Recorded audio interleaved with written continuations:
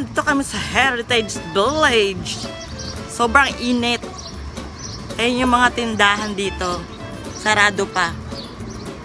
Ang init kasi.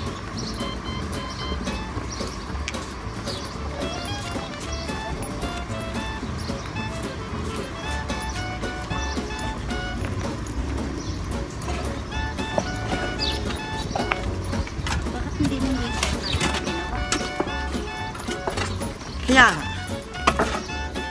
mas masarap maglakad-lakad dito guys kung ano, taglamig. Pero kung ganitong tag-init, mahirap maglakad. So ayun pala sila. Kainitan yung ano namin, gala. Parang pupunta tayo ng love lake. Kaya nga.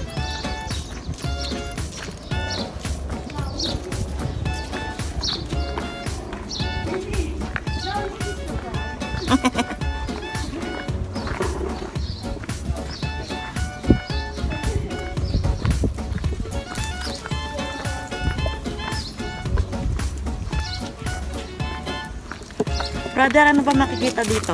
Diyan po, diretso lang po tayo sa may bandang kaliwa. Pakita po natin yung mga, ayan po, yung mga 1920 na ano po yan, yung pa old house ng mga local people po dito sa UAE. Yan po yung mga sinuunang bahay po sa ng mga Emirati. So ayan guys, makikita natin yan. Yan po yung mga sinuunang bahay nila.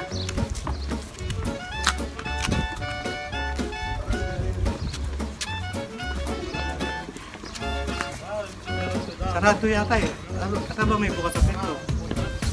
Ito bukas ang pinto ah.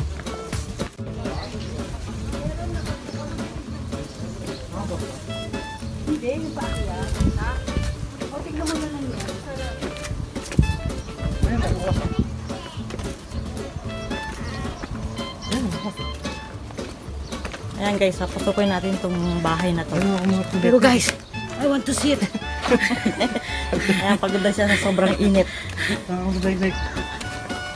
Too much tired, guys. So po, ito po yung mga old heritage na Pero ito, magawa na to. Ito, kumain ito. Ay guys, yun naman itong bahay na to. Ayan. Hindi, nakundi yan. Para siyang kubo.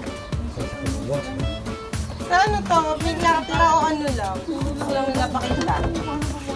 Ganito lang na tayo. siguro pinaparking na din nila to. No?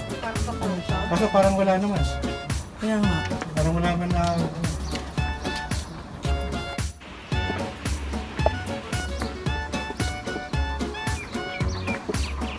So ayan guys, ito yung bahay nila. Ayan, kita nyo, ayan.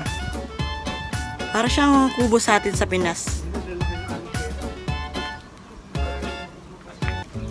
Ayan, may liro silang pa-table at pa-chair.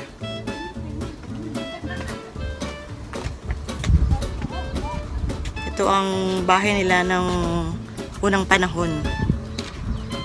Tingnan nyo naman ang pintuan nila guys. Hindi lang natin mapasok kasi sarado. Nakalock siya.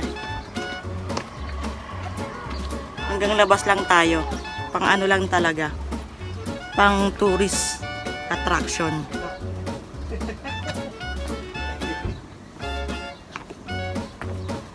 Walang mga nakabukas na bahay. Magtitingin tayo kung mayroong mga nakabukas.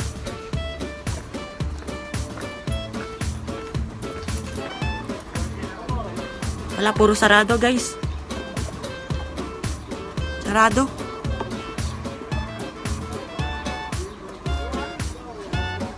Sarado, hindi natin makita yung loob ng bahay. Ayan guys, ang daming nga ano, tarim na cactus. May pa cactus pa. Dito meron pang ihawan. Akala ko balon. Ihawan pala.